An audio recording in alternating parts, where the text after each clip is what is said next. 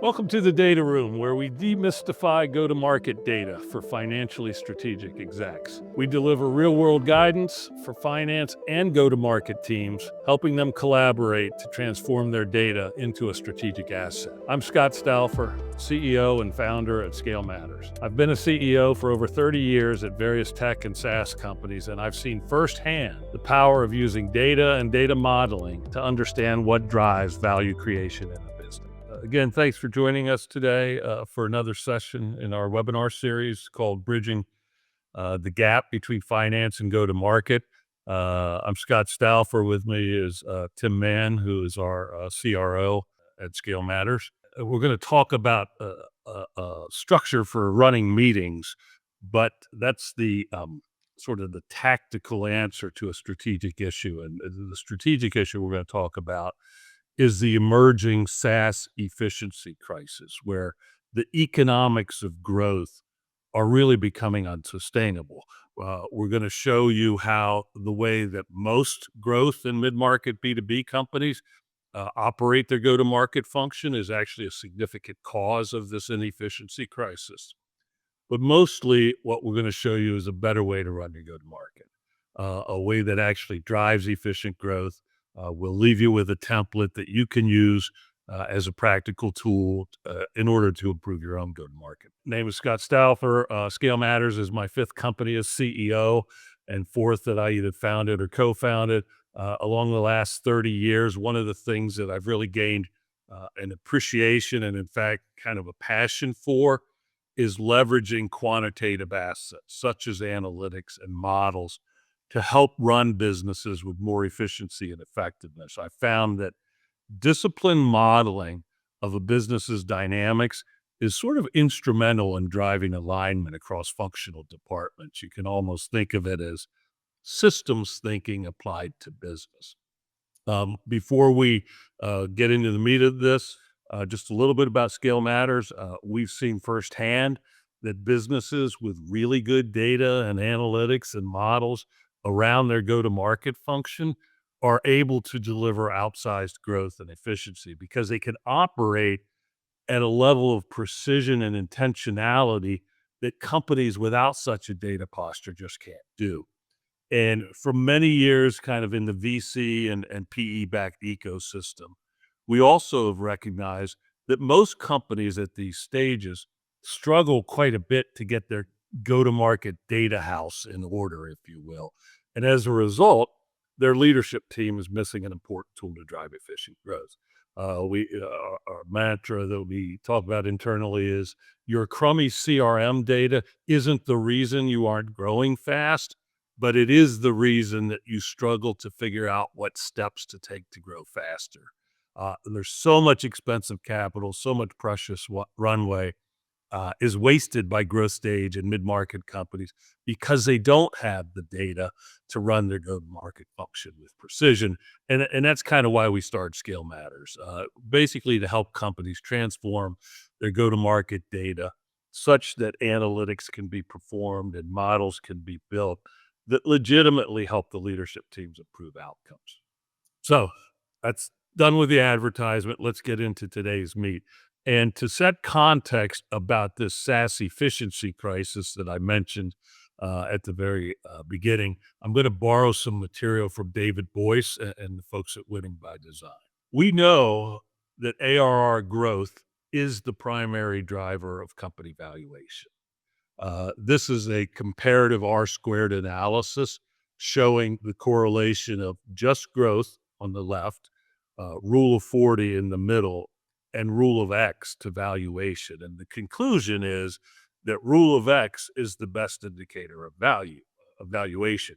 And rule of X values growth at twice the weight of profitability. So we know that growth is critical to drive valuation. But we also know that over the last 4 years, average growth rates for scale-ups has more than halved, right? Cut more than by 50%, while the cost to acquire a dollar in growth has skyrocketed 60%. So the efficiency is more than 4 times worse than what it used to be. And if you just look at public SaaS companies, only 18% over here on the left are spending less than a dollar to get a dollar in growth. Spend a dollar to get a dollar. That used to be the standard of efficiency that basically warranted investment. 82% of these companies are unable to grow efficiently. But these companies, public companies, they're at least at the scale that they really aren't at risk of dying, right? That will just end up as sort of slower growth zombies with maybe lower valuations. In the private markets, we have the same efficiency crisis, but these companies aren't necessarily at the scale where they can just accept slower growth with some modest profitability. They need to keep fueling growth. But with these efficiency metrics, they really aren't fundable. So unless something changes, we should expect to see a lot of carnage in the coming years. And our topic today, while seemingly very tactical, is a major step towards reversing the strategically important go-to-market efficiency trends. So, using a very sophisticated graphic here in an appropriate title, let's look at a box with arrows in it. Right? What do we notice here? All of the arrows are generally pointed either up or to the right. Right? Up and to the right. That sounds like a nice place that we would like to take our business. So let's call that our goal, which must mean that our starting point is at the bottom left. Now let's imagine that each of the arrows represents a set of activities performed by various parts of the go-to-market team. Maybe this arrow here represents branding activities by marketing. Maybe another arrow might represent cold call prospecting by an SDR team. And maybe a third arrow are new features being developed by the product team. And yet another arrow represents product demos by the sales team. But what we have here are really just a bunch of disconnected activities, all generally intended to move the business closer to our goal, but none of them working in concert with one another to efficiently move the business there. How many times have we heard sales saying they aren't getting enough good quality leads, ICP leads from the marketing team? And in that very same meeting, marketing is able to show us that they actually are beating their MQL goals. How many times have we seen the product team release a new feature that they've spent maybe the last 3 sprints on, only for sales to not even discuss that capability during the demo? This is what we often see in growth in mid-market SaaS companies. This is what we call lack of alignment. And this is why, despite our best efforts, SaaS go-to-market is increasingly experiencing this efficiency crisis we just spoke about. But what if you connected these activities kind of into a beautifully choreographed motion where each activity actually built on the prior activities, right? In that case, movement towards the goal is intentional and can almost feel effortless. And these arrows are exactly the same arrows that were on the prior slide, just connected. And that's what an aligned go-to-market looks like. And this is how you will absolutely need to operate if you're going to have a fighting chance at an efficient go-to-market engine and subsequently a company that's attractive to investors. And what we're going to do today is share a very simple tool with you that has proven to be very effective at driving an aligned go-to-market engine. In fact, we'd argue it's a necessary component of a go-to-market function that's designed to be aligned. And that tool is the business review meeting or the go-to-market meeting. And this may be part of a regular executive leadership meetings. It may also be part of board meetings. To be clear, it is a leadership tool. But before we get into it, let's first look at what most kind of business review meetings or go-to-market meetings currently look like. So the prevailing way of running go-to-market leadership meetings today is structured around the individual departments that make up go-to-market.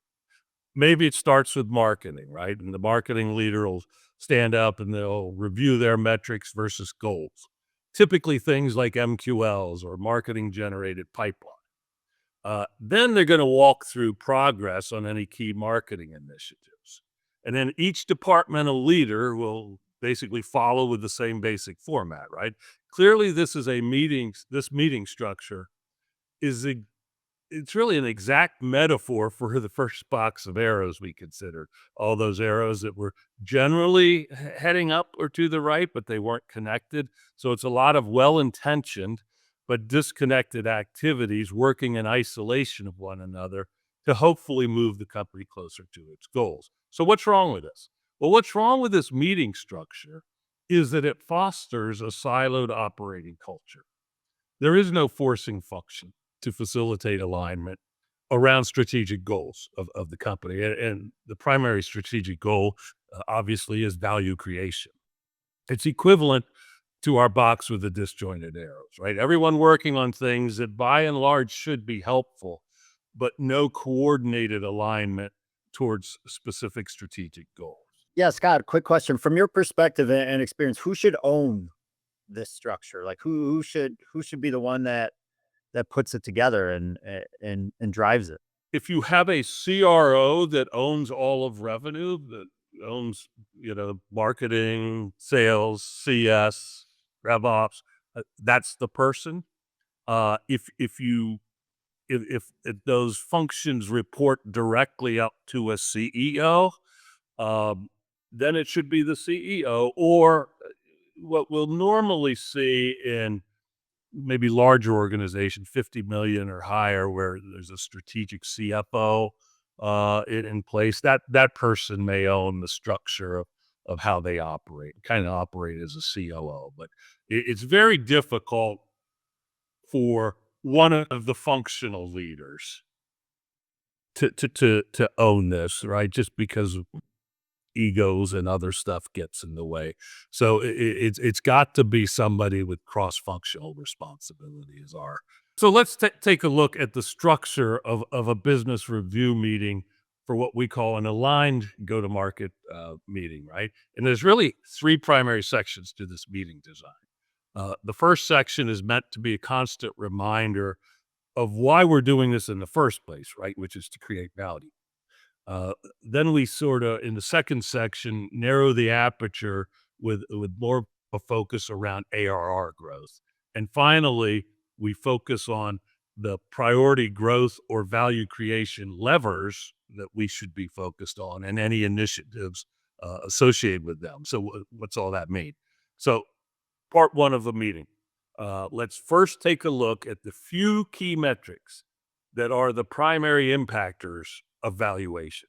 And the reason we do this is we want to ground all of the leadership discussions around our North Star, which is driving valuation. So, this is a slide that we generally use or have our customers use. One set of metrics, basically four metrics, right? We start with the scale and growth, which is how much ARR do we have? How does that compare against what we expected to be at this point with plan? And what's the growth rate of that ARR by looking at the year over year and quarter over quarter comparisons? Then the next two metrics are basically efficiency metrics, which are the middle two green tables. The first is our efficiency at acquiring ARR. We generally like CAC over $1 of ARR, right? How much are we spending to acquire $1 of ARR? You could look at CAC payback. There are different efficiency metrics. Pick the one that feels right for you, but you don't need to look at two or three different variations of it. And then we look at EBITDA, right? Because that's more of a measure of the company's total efficiency. And we want to look at it as percent of revenue versus plan and how that's growing as well. And then, though not essential, we do like to keep everybody's attention on one of the rule of metrics, either rule of 40 or rule of X, and how that metric is changing over time. And again, for those of you who aren't aware of rule of, it's a metric that combines growth rate, top line growth rate, and profitability. And as I mentioned earlier, at least recently, rule of X, which overweights growth rate, has had the highest statistical correlation to valuation of any other metric. So again, the whole point of starting the meetings and focusing on these valuation drivers metrics is that we want to keep everyone focused on the North Star. And everything we do should be intentional about moving these metrics in the right direction. Before we do, one of the things I wanted to mention, you can't get all of this alignment that we'll talk about without also looking at compensation strategies. In my experience, I think executive compensation strategies have often sort of further fomented a siloed culture, right? Marketing gets bonuses on lead gen or pipeline created, sales get comped on deals closed. And we encourage more companies, all the people we deal with, to attach a much greater portion of variable comp to these North Star metrics, right? Because that's, again, it's what drives valuation of the company, and they cross functional boundaries. And so we think if companies would overweight these metrics, the valuation drivers on variable comp, it'll keep people focused on the right things and it will drive better alignment.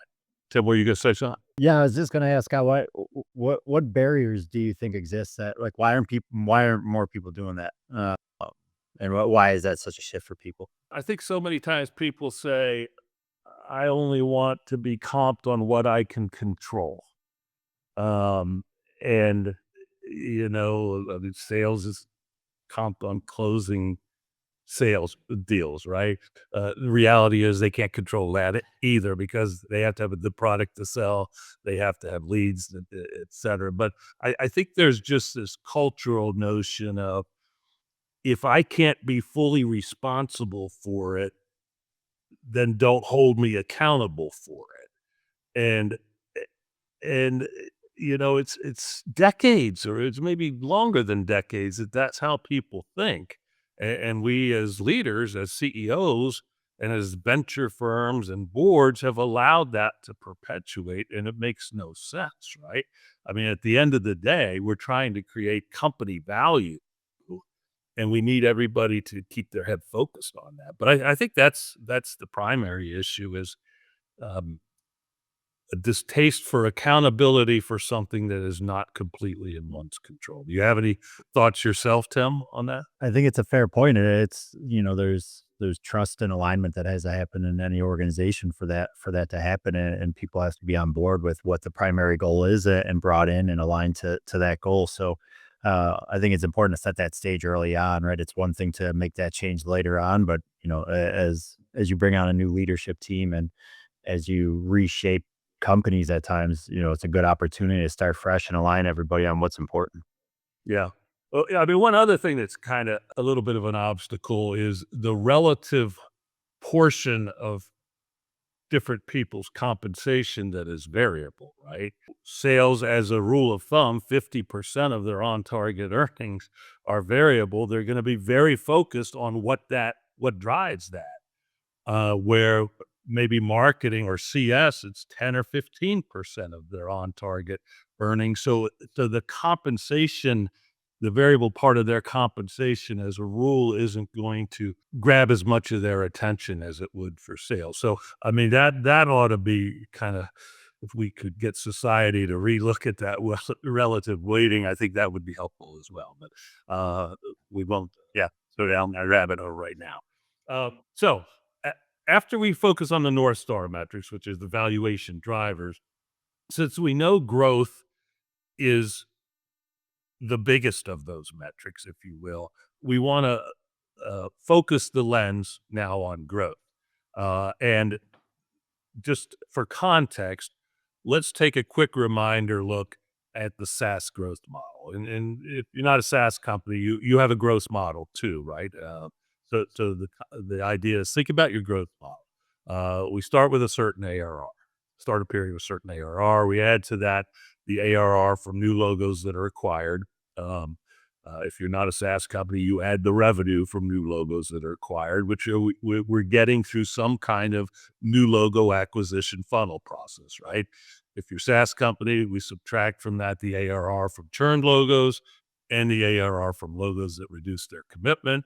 And then we add back in ARR from expansions and upsets. And that leaves us with an ending ARR value. So what we first want to do is look at the makeup of our growth year to date. And obviously this is very simplified. We would actually have numbers on this if this was a real company. So we use the ARR waterfall for this. And again, think of the value of getting your leadership team to focus on the ARR waterfall, which is basically SaaS growth model, right? Except we've taken away the detail of the new logo funnel. Uh, there's nothing in here that talks about marketing or sales or SDRs. All this says is, did we have net growth? And if so, where did it come from? Not who did it come from. And then we may want to further drill down on that year to date ARR waterfall by kind of looking at the monthly net growth relative to plan, including its component makeup. And basically, what this is it takes the prior slide and it does that slide for each month and then stacks the things rather than spreads them out. And so you can see in this example, this particular company uh, has had negative growth other than 1 month. And you can see where that compares relative to their plan. But it gives the leadership team, and of course, you would imagine the primary reason this company's had this negative growth is because it got way more churn than they were expecting, right? So it gives the leadership team a sense of where they need to focus their energies. And in this company's case, it's really on churn and retention. Um, and then let's say you happen to be trying to make some kind of market move. Maybe you're as a company saying, we want to move up market. You might choose to look at those same two charts, but filtering just for the target ICP. Right. So the waterfall and then the monthly breakdown of that as well. So what we've done to this point in the go-to-market meeting is we focus leadership around a handful of metrics that drive valuation, and then we drilled a bit deeper into an analysis of growth, which is the heavy hitter metric for driving valuation. Again, we've not talked at all about any of the functional departments and functional specific metrics. Now we're going to switch to an action orientation. And again, we're not going to talk in terms of functional departments, but instead we're going to focus on the levers we can and should be pushing on to drive accelerated growth. We refer to these as value creation levers. This will look familiar to any of you who have seen some of our previous webinars. For any growth model, there is some set of levers that you can activate to drive growth. And here we're showing, again, the straightforward SaaS growth model. And now on it, we've labeled the levers that we can consider activating.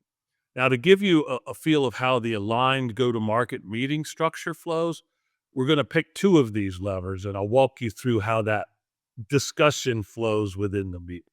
We're going to focus on the first, which is increasing the number of ICP leads, and the third, which is increasing funnel conversion rates.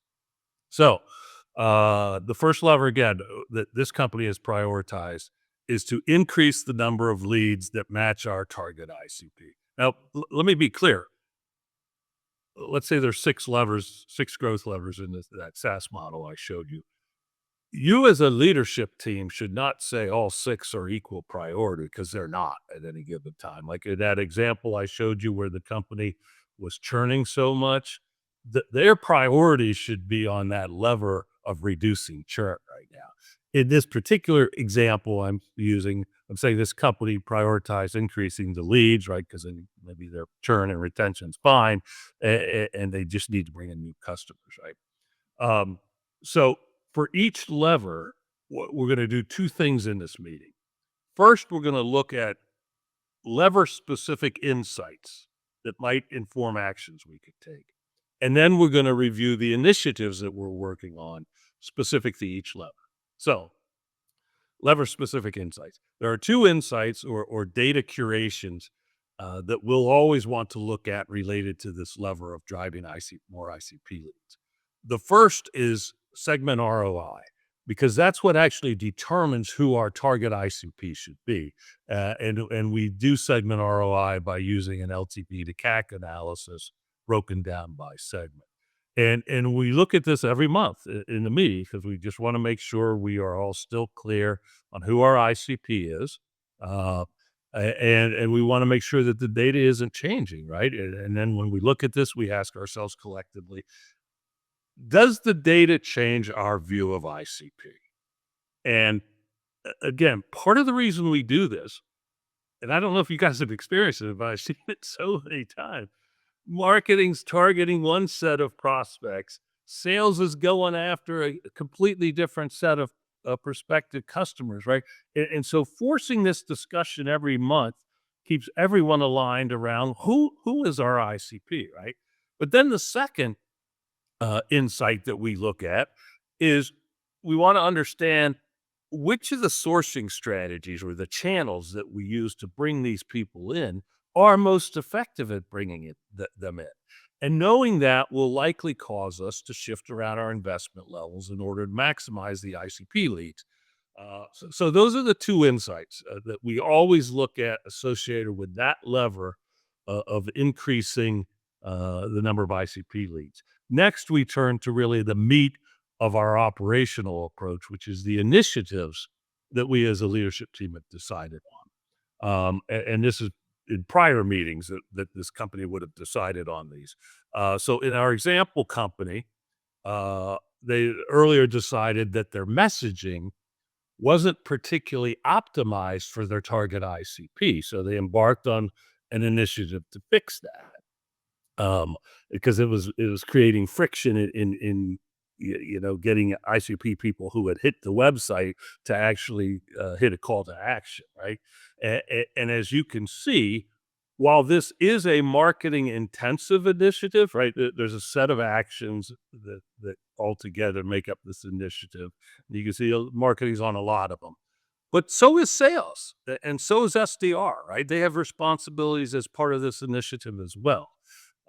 And in the meeting, what we basically do is we have each leader talk about the particular actions that are there that they own within this initiative, give a qualitative assessment of how it's going, a risk assessment as well.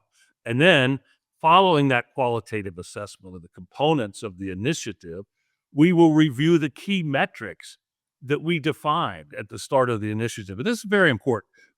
As a leadership team, when you guys decide that there's a specific initiative to help activate one of these growth levers, be very intentional about how are you going to measure the impact of that initiative, right? And so with our companies that we work with, all these initiatives have very clear measurements on how we can tell whether we're having the impact, and they go through that to understand, is it having the desired impact that we expected? If not, should we contemplate changing the initiative, et cetera? So let me quickly go through one more example, and we're going to use the third lever. This one is focused around increasing funnel conversion rates for ICP leads. As with the previous lever, here again, there are some insights related to this lever that we're always going to look at. In this case, we increase conversion rates. We use this thing called theory of constraints. What we're looking for is the biggest choke point, right? The point in the funnel where we are experiencing the most leakage. And we have a set of standard data and charts that the leadership team looks at to help us understand that choke point. And we have a standard set of charts and data that we look at to help identify what the root cause of that choke point is, right? And again, we look at the same insights for each respective lever every meeting just to understand if anything has changed that would cause us to want to change our initiatives.